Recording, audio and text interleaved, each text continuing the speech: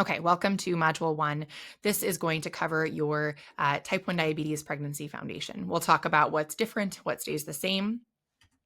In Lesson 1, we're going to talk about a reality check of sorts. We'll talk about the real risks, the real concerns, and we'll also maybe bust some myths along the way.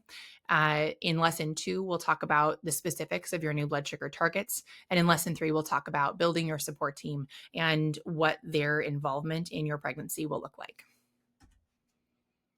All right, diving into Lesson 1.1, the reality check. So for me, when I was pregnant with my first, the only existing picture that I had of type 1 in pregnancy was steel magnolias. And that might be a very outdated reference at this point, but it had a tragic ending. And I think my parents approached the idea of me having kids with that in mind because it was their generation's movie. That was how my parents thought about it. They thought about it as really risky and really concerning, and is that possible? And I think the beautiful thing about living in an information era is that we have so much accessible to us. So the first thing that I want to say is that your foundation is strong.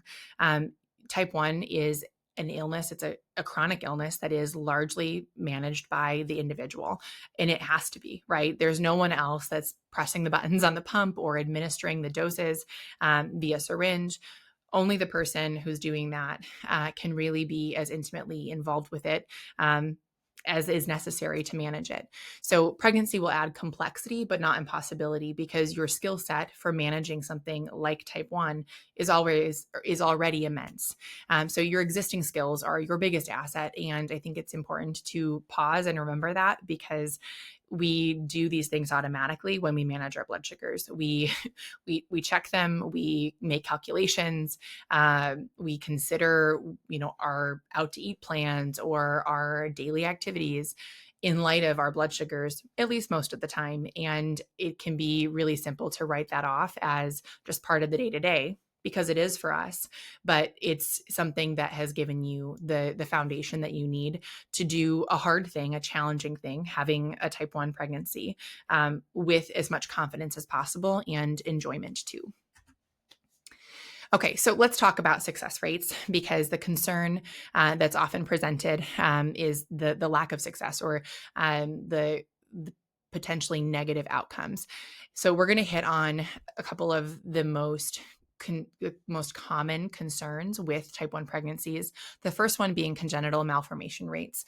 So congenital malformation is going to be looking at problems that happen in the process of developing the organs. And this is typically considered to be just within that first trimester is when the organs are being developed. Of course, organs continue to develop in the second and third trimesters, but this is particularly true in the first trimester.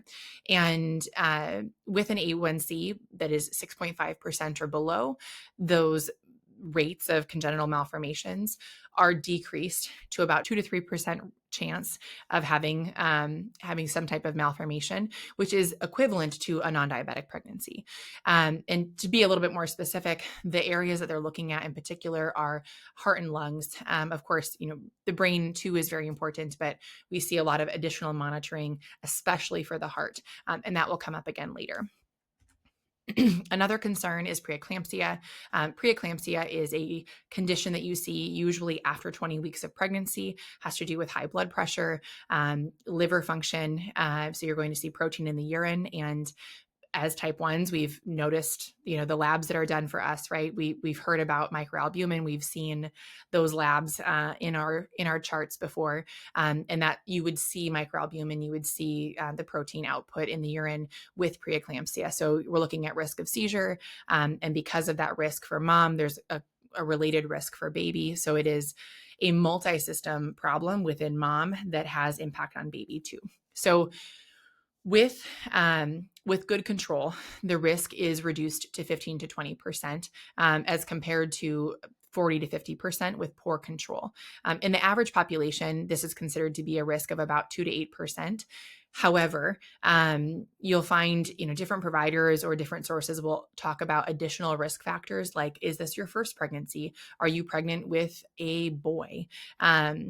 So there are other things that can impact this potential risk that should be taken into consideration when you're thinking about 15 to 20%. But still, with good control, it's a significant reduction in the risk. Okay, preterm delivery with optimal control. We're looking at 25 to 30% risk of preterm delivery, but I think it's important to define preterm versus term. So term is considered 37 weeks of pregnancy and beyond, and preterm would be anything up to 36 weeks plus 6 days.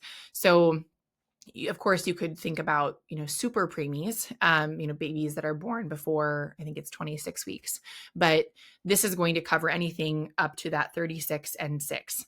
And there are certainly a variety of reasons why someone might deliver prior to 37 weeks on the nose, but there's some more context for that. So the risk with suboptimal control is at about 60%. So 25 to 30% is, again, a significant reduction. So the power of A1C control is that for each 1% reduction in A1C, there is a 50% reduction in congenital anomaly risk. And I think that the important thing to note there is that risk is not just congenital anomalies. Here they're specifically talking about them, but when you reduce your A1C by 0.5% or by a full percent, depending on where you started, those benefits translate to better outcomes for your baby.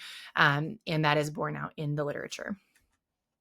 So we'll quickly go over targets and we'll come back to those in the second lesson. But preconception, you're looking at about 6.5% with a minimum of 7%. Minimum sounds a little funny there since it's a greater number, but minimally they would want you to be at 7% or lower, and ideally 6.5% or lower. During pregnancy, closer to 6%, but if that's achievable without severe hypoglycemia. So it really depends on how much, your variability is in your blood sugars, because we all know that an A1C is the measure of the average. So if we're talking about huge swings in your blood sugars where you're 40 and you spend a quarter of your day between 40 and 60, and then a quarter of your day at 250 because you've rebounded, we're not looking for that. We're looking at whatever A1C you can achieve that is closest to 6%, where you're not experiencing blood sugar swings. You're not having the mountains. And again, we're going to come back to the strategies for those, for achieving that later. But I want to be really clear that 6% is the goal, but we want to avoid severe hypoglycemia. So that would be defined as anything below 55 or lower.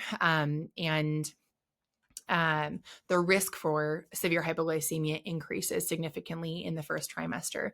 This is because the HCG, so the hormone that you're measuring on a pregnancy test, that is skyrocketing in the first trimester. Of course, it continues to be present throughout your entire pregnancy, but the drastic increases your insulin sensitivity. So you'll see a reduction in your insulin requirements. However, that can be a little bit tricky, and you can experience more of those lows. There isn't evidence that mild to moderate hypoglycemia, so 55 to say 70, that harms fetal development. So it can be a little bit more comfortable to hang out lower in pregnancy than certainly higher. But the other challenge that can happen is that we might become less aware during pregnancy of our lows. And if that happens, it typically improves post-delivery. So say you're someone who would normally be able to tell, like, hey, I think I dipped below 70. I'm feeling a little bit lightheaded, or I'm feeling just a little off, whatever the cue is for you personally. For me, it's usually that I'm getting hot and crabby. If I'm trending low, or that my anxiety starts to peak or something like that, that sensitivity and awareness, if you lose some of that in your pregnancy, you will likely gain that back afterwards. Okay, so what actually changes? Again, tighter blood sugar targets. We're dialing in, we're getting more precise, we're monitoring more frequently, we're paying closer attention on a more regular basis. And of course, our healthcare team is involved more intensely. But what stays the same is those fundamental type 1 management principles. So your consistency in managing your blood sugars is again, that biggest asset that you can bring. And a lot of your personal patterns and responses to insulin, to food, to different types of food will also remain the same. So the insights that you have gleaned outside of pregnancy will apply throughout your pregnancy as well. So, key takeaway with optimal glycemic control, your pregnancy outcomes approach those of non diabetic pregnancies. Certainly, there are risks. Absolutely, we want to consider them. But your existing management skills and the tools that we'll talk about throughout this course have the ability to get you closer to the risk that exists for the general population, so that you can enjoy your pregnancy and that you can look forward with less anxiety and more confidence.